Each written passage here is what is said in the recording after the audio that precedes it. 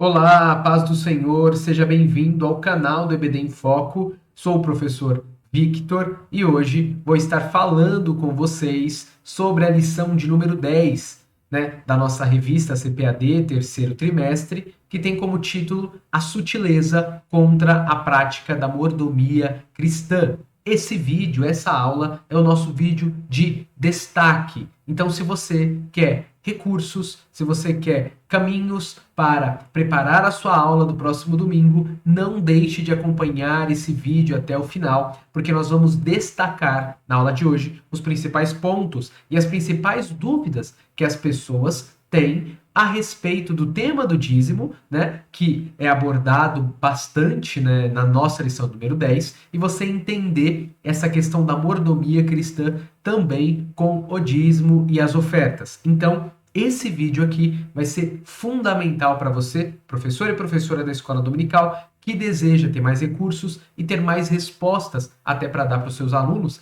na sala de aula, diante dos temas que nós vamos trabalhar aqui.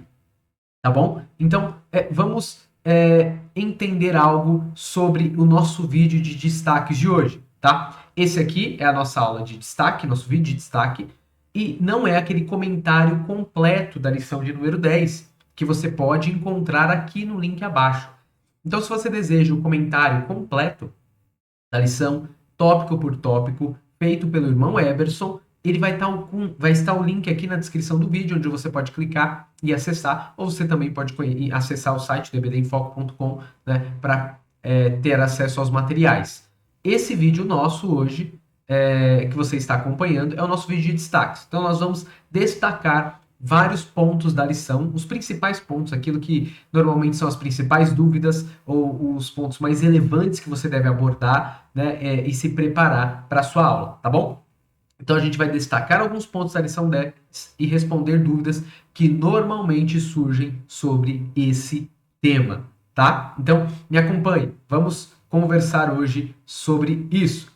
Recapitulando a nossa lição, Tema da lição de número 10, a sutileza contra a prática da mordomia cristã. Sempre lembrando aqui que a palavra mordomia está no sentido de administração, tá? Está no sentido de cuidado. Então, o tema da nossa lição é a sutileza contra a prática, da administração cristã. Então, existem, teologias, existem ensinos, existem propostas que são contra, uma saúde da igreja e uma organização da igreja. E muitas dessas teologias, muitos desses ensinos vêm de forma rasteira, com o objetivo justamente de impedir que tanto nós como a igreja em si, não administre bem aqueles talentos, aqueles recursos que o Senhor concedeu. Então, a nossa aula vai estar tratando sobre as sutilezas contra a prática da mordomia e o foco principal vai ser essa questão da administração cristã a respeito dos dízimos, tá? Então esse vai ser o principal foco da lição de número 10. Destaco aqui também o texto áureo, para a gente recapitular antes dos principais pontos, só para você lembrar aqui do que a gente está falando e prestar atenção nos principais pontos da lição de número 10. O texto áureo é um texto de Gênesis, capítulo 14, verso 20, que diz: E Abraão deu-lhe o dízimo de tudo, tá? Então esse é o versículo, e Abraão deu-lhe o dízimo de tudo. Verdade prática da lição: contribuir financeiramente para a obra de Deus é mais que um dever, é um privilégio, é a expressão de gratidão ao Pai por todas as suas bênçãos dispensadas. Então, aqui o comentarista da lição ele já coloca a verdade prática num patamar aqui do dízimo diferente do pensamento de muitas pessoas, Ele está tentando nos lembrar aqui que é um privilégio poder participar dessa ajuda, dessa contribuição. Ajuda não é a melhor palavra, essa contribuição financeira que fazemos, Que é uma forma de gratidão que fazemos isso. É um privilégio. Você ter para poder entregar é um privilégio. Se você não tivesse, um montante, você não teria como tirar uma pequena parte para contribuir, não é verdade? Então, aqui o comentarista ele começa a nossa lição nos colocando aqui a ideia e a proposta quando vai se falar do dízimo e o olhar que nós devemos ter sobre o dízimo, né, quando nós pensamos na vida cristã e na igreja, que é um privilégio poder participar dessa contribuição pelo cuidado que Deus tem tido conosco. Então, isso aqui é só uma recapitulação, ok? Então, você vai ler na sua sala, né, na sua classe, o tema da lição, o textual, a verdade prática. Fiz aqui alguns comentários que talvez podem ser úteis também para você utilizar, mas vamos para os principais destaques que eu quero dar da lição de hoje. A primeira coisa que eu queria falar com você é que o Novo Testamento ele não condena o dízimo, tá? Então, se você já leu a lição, você vê ali que os primeiros tópicos são investidos de argumentos para fazer uma crítica contra aqueles lobos da fé, contra aquelas pessoas que enganam, usam o dízimo para enganar outras pessoas, ou contra uma teologia, uma mensagem de barganha com Deus. Isso é trabalhado com grande foco na lição. E depois é trazido uma base bíblica e sólida na lição sobre o dízimo. Então, a gente inicia aqui destacando, né, essa segunda parte da nossa lição de número 10, com algum argumento, né, e trazendo alguns argumentos que podem complementar e corroborar com o que já está na lição. Então, muitas pessoas vão argumentar que o Novo Testamento não incentiva diretamente o dízimo. E a gente tem 4 passagens no Novo Testamento que falam sobre dízimo, tá? São apenas 4 passagens. Mateus 22, 23, Lucas 11, 42, Lucas 18, 11 a 12 e Hebreus 7, do 4 ao 6. De fato, nenhuma dessas passagens incentiva diretamente o dízimo. Então, eu quero que você, professor e professora da escola dominical, preste atenção que esse argumento ele é muito usado e ele entraria aí nas sutilezas que o comentarista da lição quer abordar. Então, como ele discorre aí sobre as sutilezas, isso aqui é o que está na cabeça de muitos irmãos, e muitos irmãos vão dizer isso e podem pensar isso aí na sua classe, na sua sala de aula. Então, é importante você entender esse argumento, tá? Então, muitos vão dizer assim, o Novo Testamento não incentiva o dízimo. Né? Você pega aí os textos do Novo Testamento, aonde está dizendo que eu tenho que dar o dízimo aqui no Novo Testamento, e se eu não der, né, vou para o inferno, serei condenado. Então, existe essa compreensão equivocada. Né? E as pessoas, né, até pensam que se eu não entrego meu dízimo, né, muitas pessoas ensinam assim, se eu não entregar meu dízimo, eu não vou para o céu. E a gente sabe que não é isso que o nosso Novo Testamento vai nos ensinar. A gente é salvo pela graça, né, não pelas nossas obras. Então a gente não pode dizer para ninguém, e a gente vai entrar um pouquinho mais nesse detalhe, um pouquinho mais para frente desse vídeo de destaque, dessa aula, mas primeiro argumento que já estaria equivocado seria esse. Ninguém vai ser salvo porque é bom, ou porque entrega os dízimos, né, certinho, ou porque é perfeito e santo. Não, nós somos salvos pela graça. Todos nós temos nossos pecados, nossas omissões, nossos erros, né? E isso não é justificativa para continuarmos no erro, continuarmos no pecado, e nem para afirmarmos que, se não for nossa bondade, nossa superioridade, nós não seremos salvos. Não, somos salvos pela graça. Mas não é esse o ponto que eu quero destacar aqui. O ponto que eu quero destacar é que as pessoas vão dizer, viu? Como o Novo Testamento não me diz diretamente que eu tenho que dizimar, né, não incentiva diretamente a isso, então significa que eu não sou obrigado a dizimar. Né? Então, isso não é necessário para mim. Só que aí, verdade, o Novo Testamento não incentiva diretamente que você tem que praticar o dízimo, né, ou dizimar. Diretamente, essa ordenança não está lá. Né? Mas a gente vai ter que também ser honesto e afirmar que o Novo Testamento também não condena diretamente o dízimo. Então, se a gente pegar todos esses versículos que a gente tem aqui do Novo Testamento, nenhum deles incentiva diretamente a prática do dízimo e nenhum deles condena diretamente a prática do dízimo, tá?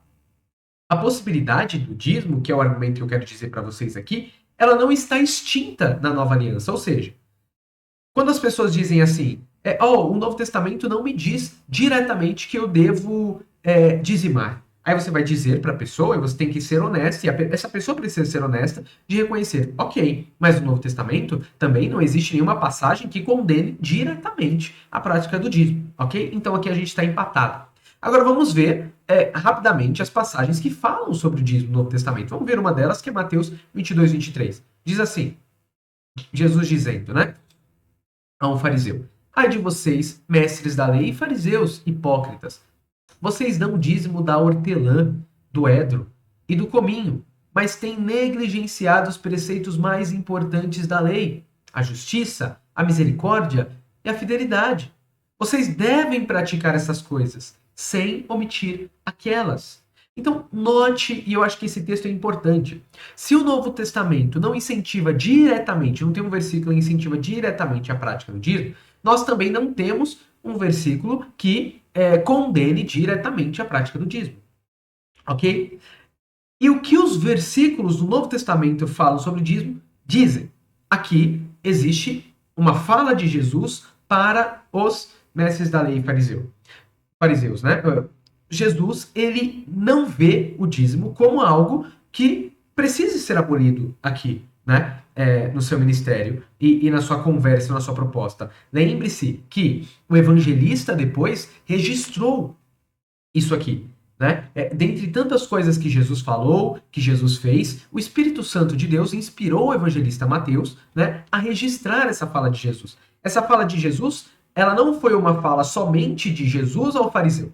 Ela foi uma fala de Jesus aos fariseus, dentre que os seguidores de Jesus e as pessoas que acompanhavam Jesus ouviam essa fala, e também foi a fala que o evangelista utilizou para ensinar as igrejas no período primitivo, né? Por isso que essa frase está aí, o Espírito Santo direciona ela a nós, e nós temos esse texto até hoje. Isso significa que, se alguém afirma que diretamente a gente não tem o incentivo da prática do dízimo, né, no Novo Testamento, e a gente também poderia afirmar que não temos nenhum texto que condene diretamente isso, a gente vai ter que ser honesto em aceitar, e só resta para a gente aceitar as palavras que tem no Novo Testamento e as palavras de Jesus. Jesus não sai da boca de Jesus em nenhum momento, e na verdade, pelo contrário, o que sai da boca de Jesus é que a prática dessas coisas não precisam ser omitidas, né? Ok, aqui não está sendo dito que você é obrigado a fazer isso, você não fazer, né? Você não vai poder ir para a igreja ou coisas do tipo. Não está sendo dito isso nesse texto, e nem isso que eu quero dizer. Mas eu quero dizer é que Jesus vê o dízimo com bons olhos. É que aqui ele está lembrando os fariseus que eles devem fazer o que eles fazem, né? Eles dão dízimo do hortelã, ok? Mas os principais preceitos é a justiça, é a misericórdia, a fidelidade. Se eles fizessem isso, dessem o dízimo, né?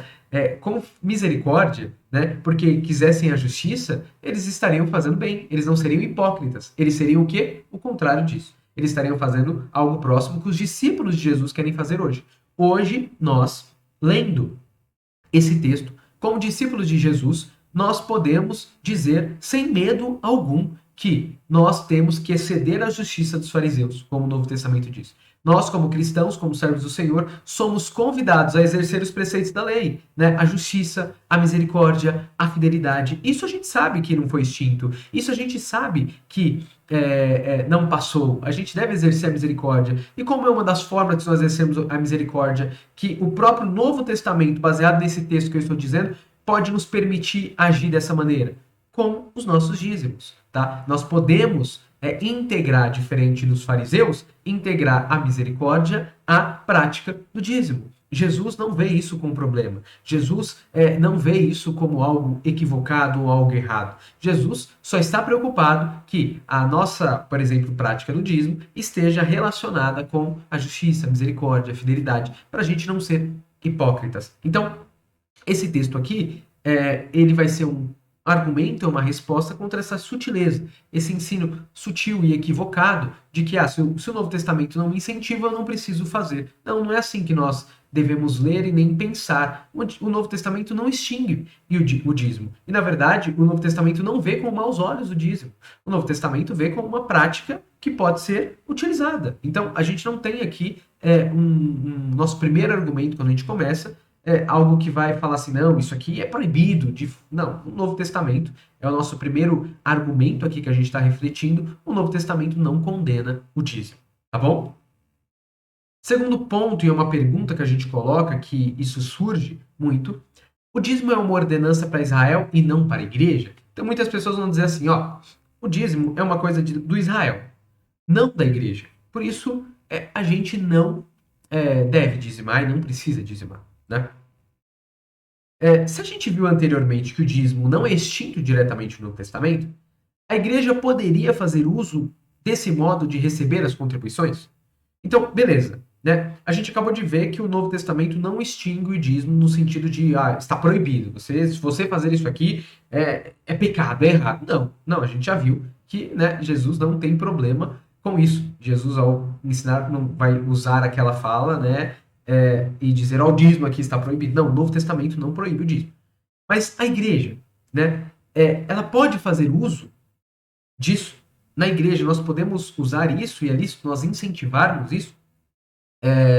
Isso não seria só para Israel? A igreja pode fazer uso disso? Então, se o Novo Testamento não extingue essa possibilidade, a igreja que vive o Novo Testamento não poderia fazer uso disso? Essa forma de receber contribuições? Sim, pode, sem problema algum. E melhor, ao invés de a gente usar outros métodos, por que não usar aquele que foi ensinado ao povo de Israel? Então, preste atenção nesse destaque aqui que a gente tem que dar. Pense comigo. A igreja, ela recebe contribuições. A gente tem no Novo Testamento, né? As contribuições sendo feitas. Até é feito algo no Novo Testamento que, em Atos capítulo 2, que ninguém hoje quer fazer ou deseja fazer, né? Dá suas propriedades, dá tudo que tem. E isso quando a gente fala isso, existem vários extremos. Existe o extremo daqueles, né, que usam de má fé das pessoas, da boa fé das pessoas, na verdade, né, e tomam o que as pessoas têm. Não é isso que estava acontecendo no Novo Testamento. As pessoas estavam dando de benevolência. As pessoas estavam dando com amor. E os que podiam, davam. Davam para ajudar aqueles que não tinham. Ok? O contexto ali é diferente, né? E as pessoas entregavam. Então, a gente sabe que o Novo Testamento, né, incentiva a prática da contribuição na igreja. O Novo Testamento incentiva a prática da generosidade na igreja. Agora, eu te pergunto, se a igreja vai precisar se organizar, se a igreja vai precisar ajudar os órfãos, as viúvas, os necessitados, e a igreja vai precisar sustentar os obreiros, né, toda os mantimentos da igreja, e não só os mantimentos da igreja, mas todos os trabalhos necessários na comunidade, né, no bairro, etc. Qual é o modelo que a igreja tem para se organizar e para receber contribuições? O único modelo que a igreja tem é o modelo do Antigo Testamento e o modelo do povo de Israel. Por que a igreja não pode utilizar esse modelo? Por que esse modelo não pode fazer parte da igreja? Por que esse princípio não pode fazer parte da vida da igreja?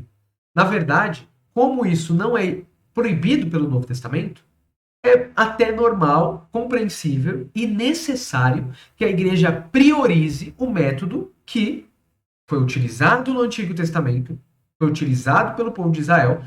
Não existe proibição para que se deixe de usar esse método, e que esse método continue fazendo parte da igreja.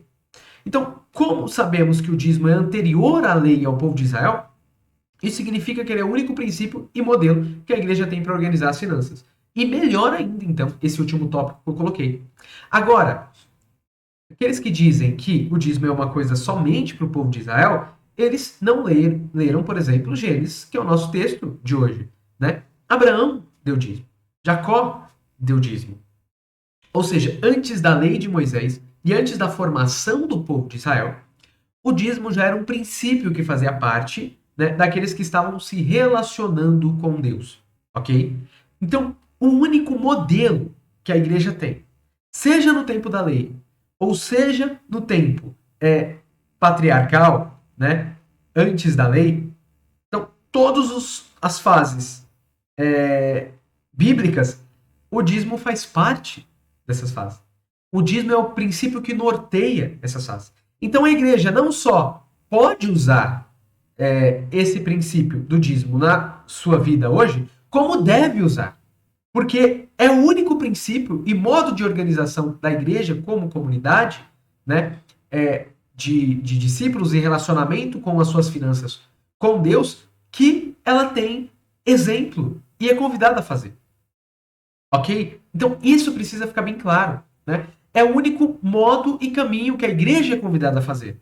Por quê? Tanto na lei, esse era o modelo, era o princípio, como antes da lei, esse era o modelo e o princípio. E como isso não é extinguido no Novo Testamento, a igreja olhará para isso. Então, o dízimo ele não é uma invenção de uma igreja hoje, que surgiu hoje, foi criada hoje, anos atrás.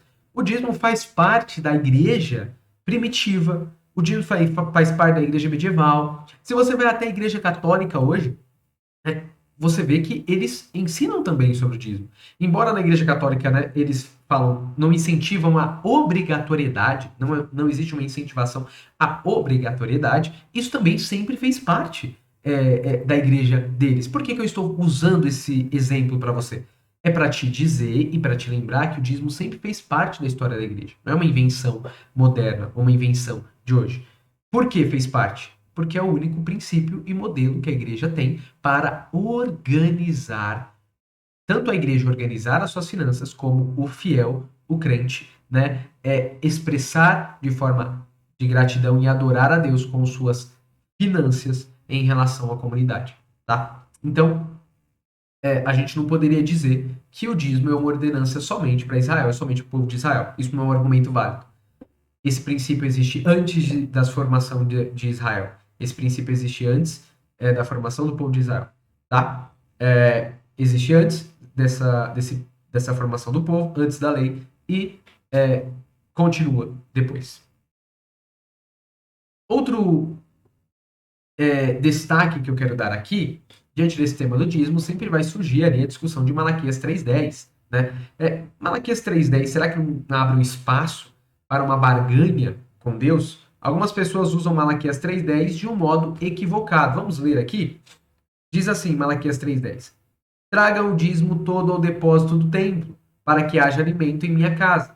Ponham-me à prova, diz o Senhor dos Exércitos, e vejam se eu não vou abrir as comportas do céu e derramar sobre vocês tantas bênçãos que não terão de guardá-las. Malaquias 3:10. Então aqui, nesse destaque aqui, a gente vai corrigir alguns equívocos que existem sobre o dízimo, que são muitos utilizando esse texto, tá? Muitos pastores, muitos pregadores pegam Malaquias 3:10 e dizem assim, ó, se você dizimar, Deus vai te abençoar. Se você dizimar, você não vai ter devoradores, você não vai ter perdas, né? O Senhor vai conservar você porque você dizima. Esse é um argumento, é uma fala que está muito presente nos nossos púlpitos por quem incentiva o dízimo, né? E aí a gente tem que fazer algumas correções. Você veja que até agora a gente trouxe argumentos, né, e exemplos de argumentos para trazer a validade do dízimo para os nossos dias e para a vida da igreja. Mas, em nenhum momento dos argumentos que a gente trouxe até agora, a gente disse, né, que você deve fazer e entregar o dízimo, porque se você entregar, você vai ser abençoado, ou entregar para que você não seja amaldiçoado. A gente não disse isso em nenhum momento. Por que a gente não disse isso em nenhum momento? Porque a gente está trazendo a validade do dízimo para os nossos dias, sem trazer as teologias e as sutilezas equivocadas a respeito do dízimo. A gente está fazendo uma reflexão aqui que é bem clara, bem compreensiva, bem em relação ao Novo Testamento, em relação à proposta de Jesus. Malaquias 3:10, ele é mal utilizado nas nossas igrejas pelos nossos pregadores, porque se lê Malaquias 3:10 fora do contexto. Vamos prestar atenção nesse contexto? Malaquias 3:1, olha como começa esse texto. Diz assim, eis que envio o mensageiro que preparará o caminho diante de mim. De repente, virá ao seu templo o Senhor, a quem vós buscais, o anjo da aliança, a quem vós desejais. O texto de Malaquias 3:1 começa com uma promessa de que o Senhor virá. Preste atenção nisso, ok? Texto de Malaquias 3:10 precisa ser lido no seu contexto.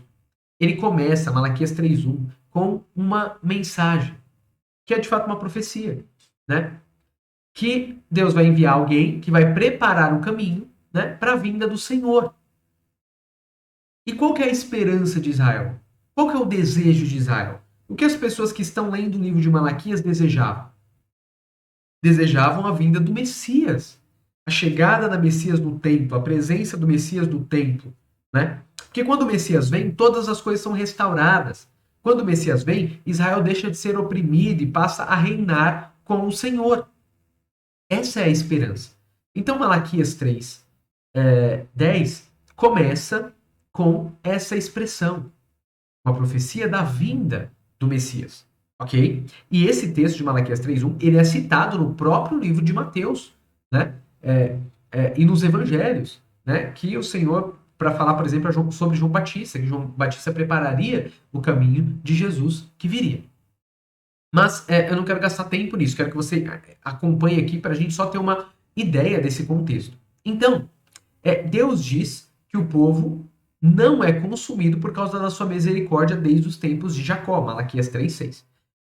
Eu quero que você entenda que Deus está falando com o povo de Israel e Deus está entregando uma profecia para o povo de Israel, que o Senhor virá e virá o templo, ok? Então, Jesus virá, essa é a profecia. E Deus diz ao povo, lembra o povo, que o povo não foi consumido por causa da misericórdia. Lembra que Israel é pequenininho, é fraco. Sem Deus, Israel não é nada. Israel não teria terra, Israel não voltaria do exílio. Sem Deus, Israel teria acabado. Israel é sustentado por causa da misericórdia do Senhor. E o Senhor tem uma aliança com Israel. Lembra disso?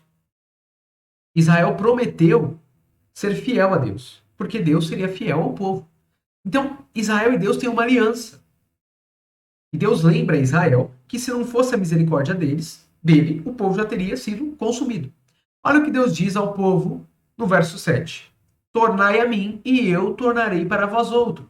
Malaquias 3:7. O que isso é dito? Aqui Deus, né, a profecia, a mensagem para o povo, é a mensagem da aliança, a mensagem que está em Deuteronômio, a mensagem que está em Levítico, a mensagem que está na lei de Moisés. Ou seja, a aliança Deus vai ser fiel ao povo, mas o povo precisa se voltar a Deus, precisa ser fiel ao Senhor. Diante disso, porque o povo que está, né, no contexto de Malaquias, voltando, reconstruindo o templo, né, e muitos estão longe do Senhor, Deus está dizendo, vocês me roubam nos dízimos das ofertas. Malaquias 3:8. Deus diz ao povo, vocês me roubam nos dízimos das ofertas. Por que Deus está dizendo isso? Porque Deus tem uma aliança com o povo de Israel. O povo de Israel deve ser fiel a Deus em todas as áreas da sua vida, não seguir ídolos. E isso incluía, na lei, a gente sabe muito bem, os dízimos e as ofertas. O povo está de costas viradas para Deus. Deus já disse para o povo, eu virei. Mas, antes de eu vir, né, o que eu quero que vocês façam fiquem comigo, voltem para mim, voltem para a aliança. Deus está pedindo para o povo voltar à aliança. Deus já anunciou que ele virá, mas está pedindo para o povo voltar à aliança e parar de roubar a ele. Né? Ou seja, o dízimo e a oferta que o povo não está dando é um exemplo dessa falta de fidelidade do povo. Tá? Um dos exemplos do livro de Malaquias, porque tem muitos outros exemplos, ok? Ou seja, aqui o contexto é da aliança. O templo está sendo reconstruído e Deus está exigindo fidelidade do seu povo em todas as áreas. Se o povo for fiel, cumprirá a missão que Deus estabeleceu a eles. O que significa isso? Que essa promessa que é dita no texto de Malaquias 3:10 é para o povo de Israel. E é uma mensagem para o povo de Israel enquanto não se cumpre a profecia de Malaquias 3:1. Então, o povo de Israel, né, se volta ao Senhor e cumpre os mandamentos ao Senhor, eles são abençoados, não só financeiramente. Isso em todas as áreas do povo de Israel, isso já é o que diz Deuteronômio 28 e várias passagens do Antigo Testamento, ok? Então, o texto de Malaquias 3:10, ele não pode ser aplicado ao nosso contexto.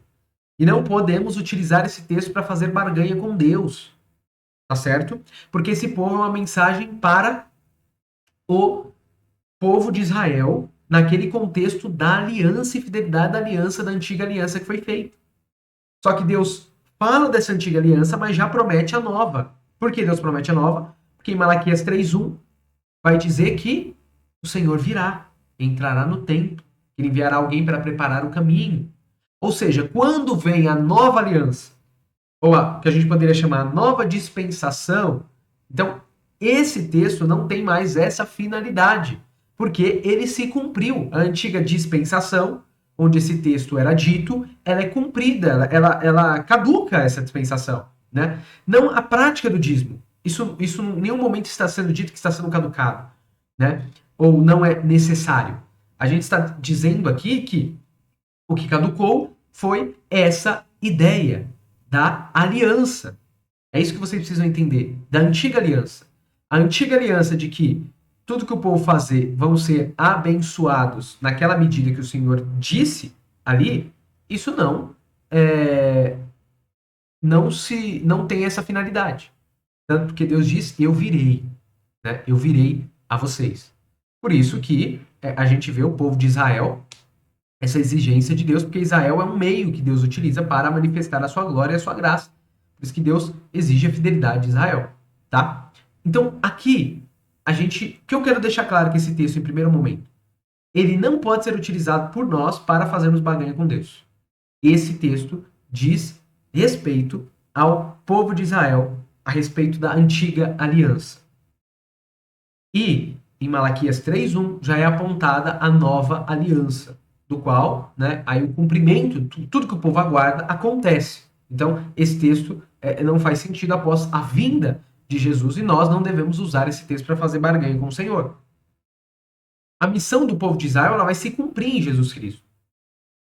Né? Então, o povo de Israel ser esse lugar onde Deus virá, Jesus virá, isso é cumprido, tá? Portanto, o dízimo de Malaquias 3:10 não se aplica desta maneira ao povo da aliança.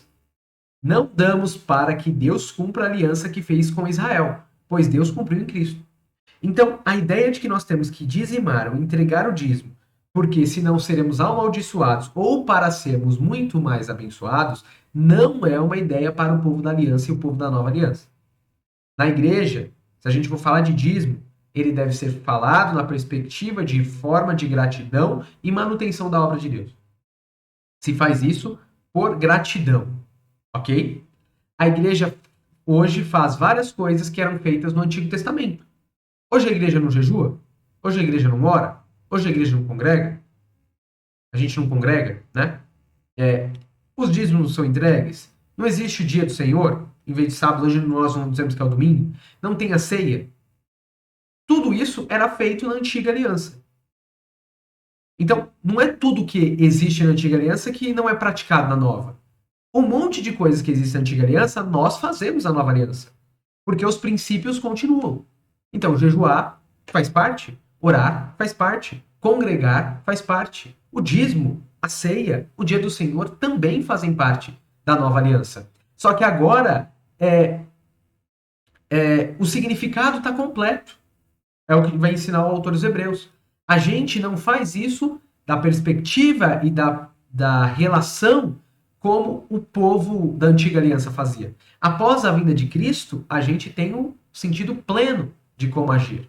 Então, nós não entregamos algo, nem precisamos entregar algo para Deus nos abençoar ou para nós termos medo de Deus porque Deus não vai nos abençoar. Porque tudo foi cumprido em Cristo Jesus. Cristo Jesus é a nossa bênção, Cristo Jesus é a nossa salvação. Cristo Jesus é a nossa restauração. Todas as nossas bênçãos foram garantidas em Cristo Jesus. Nós já somos abençoados. Nós não precisaremos ser abençoados, por isso nós temos que entregar algo. Nós somos abençoados porque foi cumprido em Cristo Jesus. Então, qualquer coisa que fazemos agora é não na perspectiva da antiga aliança, mas da nova aliança. O dízimo vai entrar nesse ponto.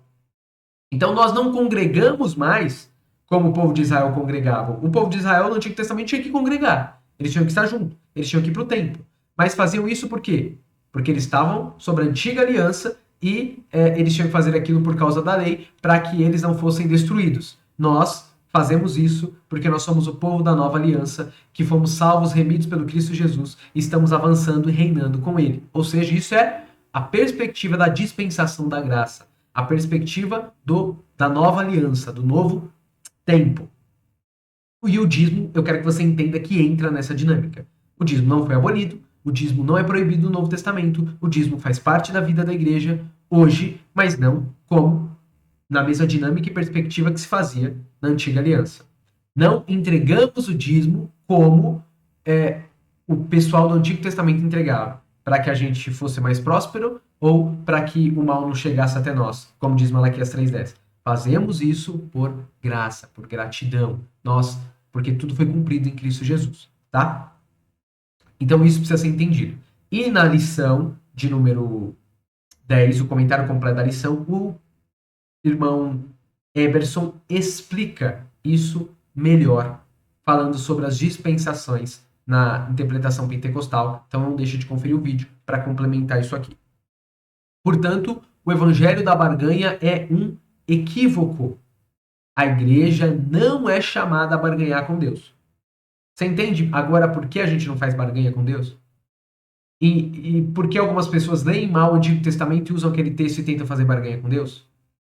Nenhum líder religioso deve incentivar os outros a dizimar para ganhar mais de Deus, tá? O dízimo é um convite de gratidão ao Senhor também com nossas finanças. Assim como congregar, assim como todas as ações que nós fazemos na nova aliança, coisas que nós continuamos, né? E eram feitas no passado, continuamos hoje. Nós não fazemos na mesma perspectiva. O princípio para nós hoje, ele é claro, ele é evidente, ele foi cumprido em Jesus Cristo. Então, é isso que eu quero que você entenda, tá? E outro ponto que eu quero destacar aqui com vocês é que o uso errado dos dízimos pelas lideranças não invalida a prática dos fiéis, tá? Primeiro, se na sua igreja existe corrupção, você precisa rever se essa é a igreja para você, tá? A maior parte das igrejas evangélicas são sérias e honestas. Então, existem algumas corrupções que podem acontecer, mas isso não é a regra, né? E se na sua igreja existe corrupção, você não deve deixar de dizimar. Eu não estou falando que você deve ficar numa igreja corrupta e dizimar numa igreja corrupta, não é isso que eu estou dizendo. Mas se existe claramente corrupção na sua igreja, você sabe disso, isso é evidente, isso é provado, né? Aí você diz, então eu não vou dizimar, é melhor você rever os seus conceitos. Se o motivo, de fato, não é porque você tem um coração preso, o motivo, de fato, não é porque você deixou essas sutilezas contra o dízimo entrar, é por conta de uma corrupção que existe na igreja, você tem que rever se essa é a igreja que você deve congregar, se essa é a igreja que o Senhor, de fato, te chamou. Aí, se você for necessário mudar de igreja, aí você vai mudar de igreja e você vai dizimar e entregar o que você tem que entregar, tá? Mas não vamos criar desculpas para matar um princípio, né? Que pode edificar e ser uma disciplina espiritual para nós. Segundo lugar, se as lideranças administram mal o dízimo, prestarão contas ao Senhor. Esse recurso é para a obra de Deus. Então isso aqui é um alerta, tá? Quem administra os recursos, as finanças da igreja, serão cobrados de Deus. Temos que administrar bem. Tanto eu, pessoalmente, tenho que administrar bem minhas finanças, como a igreja em si, quem administra a igreja. Também é chamado a administrar bem os recursos, tá? No Antigo Testamento, quando os sacerdotes estavam errados, Deus não pediu para o povo parar de dizimar. Deus tratou no tempo certo com Israel e a classe sacerdotal. Então esse princípio pode ser refletido hoje. Você precisa, em primeiro lugar, ter um coração liberal e grato. O dízimo é pedagógico com o fiel. Deus vê tudo e vê as lideranças. Então, não deixe essa desculpa simplesmente entrar na nossa mente, né? Veja que Deus não pediu para eles, parem de dizimar porque os sacerdotes estão equivocados, né? E eles vão ficar agora, vão morrer de fome e etc. Não, né? Deus tratou com os sacerdotes, Deus tratou com a classe sacerdotal no tempo certo. Isso não significa que você não deve orar, não deve, se tiver a oportunidade, de conversar com a sua comunidade para que os recursos sejam bem administrados. Mas, falando pessoalmente de você, pense nisso e reflita, né? Tenha esse coração liberal e grato. O próprio livro de Atos nos alerta para algo parecido com o ocorrido de Ananias e Safira, tá? Embora ali o caso seja de ofertas de bens, veja como o Novo Testamento dá importância ao compromisso estabelecido. Veja que no Novo Testamento, Ananias e Safira fala assim, a gente vai vender aqui a propriedade e vamos dar todo o dinheiro. E Paulo não pediu, os apóstolos, perdão, não pediram aquilo. E ele se comprometeu em fazer. Aí quando chegou lá, eles deram parte do que eles tinham, né? Não deram aquilo que foi estabelecido. E a gente sabe o episódio, o que aconteceu. Esse texto eu não estou usando para dizer que isso vai acontecer se você não der o dízimo. Não é nesse sentido que eu estou dizendo e usando esse texto. É para te mostrar como o Novo Testamento também se preocupa com a fidelidade e com o compromisso, né? Então, aqueles que têm um compromisso de abençoar a sua comunidade com uma quantia, você fala assim, faz esse compromisso com a sua comunidade. A comunidade pede isso, precisa disso, você faz um compromisso de ajudar nisso, então seja fiel nos seus compromissos, porque o Novo Testamento incentiva essa fidelidade, tá? Não há impedimento da proposta saudável do dízimo para a disciplina espiritual do fiel e organização da comunidade. O que a gente está tentando justificar aqui e apresentar para vocês é que a proposta do dízimo de forma saudável, né, do Novo Testamento que a gente está trazendo aqui, não barganhas, né, ela é uma disciplina espiritual para mim e para você, tá? e também o modo da comunidade se organizar. Então, essa relação, esse comprometimento estabelecido, né, nós somos convidados a fazer valer isso. Não podemos ficar só pensando no uso errado ou se estão sendo certo. A gente não dá para controlar tudo, né? Mas a gente pode ter essa disciplina espiritual saudável e também trabalhar, né, para que a nossa comunidade também saiba organizar isso. O dízimo, ele é para o bem comum, tá? Uma igreja não consegue fazer todos os desejos dos membros, por isso o relacionamento de amor entre fiéis e líderes é importante. É interessante você entender isso, porque tem pessoas que, como dão dízimo da igreja, elas falam assim, então meu pastor tem que fazer aquilo, então a igreja tem que usar o dinheiro dessa forma. Veja, a igreja não consegue realizar todos os desejos das pessoas e dos membros. O dízimo não está lá, já pensou, o dinheiro entre cada um tem que falar o que tem que fazer, o dinheiro não. Os líderes da comunidade, eles são, a gente acredita assim, e ora para que seja assim, levantados por Deus para abençoar a comunidade e administrar e gerenciar os recursos. Então, cada irmão, cada irmã tem a sua vida, tem seus trabalhos, né? E entregam isso para que a igreja administre, tá? Então, isso tem que ser um relacionamento de amor, um relacionamento de fidelidade, um relacionamento de confiança, tá bom? Então, você não é porque você dá o dízimo que você tem que querer que a igreja faça as suas vontades. Não é assim que as coisas funcionam.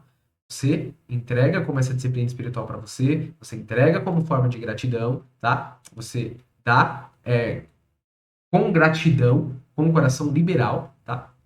E roga a Deus, ora para que aquilo seja bem administrado e abençoe as pessoas, abençoe os irmãos, tá? Tesoureiros e pessoas capacitadas são levantados para administrar esses recursos para a glória de Deus. Na maioria das igrejas é isso que acontece, tá? Então, não são as maiorias da igreja que administram mal, não são a maioria das igrejas que tem corrupção, a maioria das igrejas administram muito bem, ajudam muitas pessoas, entregam cestas básicas, entregam roupas, né? Ajudam com marmitas, constroem casas, muitas igrejas abençoam os próprios membros, pessoas do bairro. Então, a maioria das igrejas ajudam dessa maneira e as coisas funcionam desta maneira, para abençoar, tá? O dízimo deve ser utilizado para o bem comum. Portanto, além de gratidão pelo que Deus nos dá, o entregamos para fazer o bem através da comunidade de discípulos. Então, os cristãos, eles não administram o dízimo, tá? O seu dízimo. O seu dízimo eles entregam à comunidade para que a comunidade de discípulos administre isso, tá? Porque muitas pessoas acham que, né, eu vou usar aqui, eu vou saber administrar melhor. Não, a igreja tem uma demanda, a igreja tem umas necessidades. As pessoas, quando precisam de ajuda, elas correm à igreja. Nem sempre elas vão correr na sua casa. Elas não precisam ter um compromisso com você, mas a igreja faz um compromisso de ajudá-la. Então, é a igreja que gerencia isso. É a igreja, e Jesus disse bem claro que em João capítulo 13 e 14, que as pessoas conheceriam ele, conheceriam o seu amor através do amor dos discípulos. Então, o dízimo também funciona dessa maneira, né? O recurso entregue na comunidade, a comunidade utilizando esse recurso para o bem comum, é a maneira de testemunhar e abençoar as pessoas, o mundo, fazer o bem, glorificar a Deus, tá? Também desse modo como igreja. Por isso que ele é depositado, né, devolvido, entregue na igreja, tá bom? Então, é para isso que ele é utilizado e nós fazemos como gratidão. Então, eu encerro por aqui, queridos. Esse foi o nosso vídeo de destaque. Lembrando que aqui na descrição do vídeo tem o link para o comentário total da aula, tá bom? Tópico por tópico, irmão Eberson. Então não deixe de conferir. E a gente se vê na próxima. Esperamos que esses destaques tenham te ajudado e sejam úteis para a sua reflexão e estudo. Deus abençoe.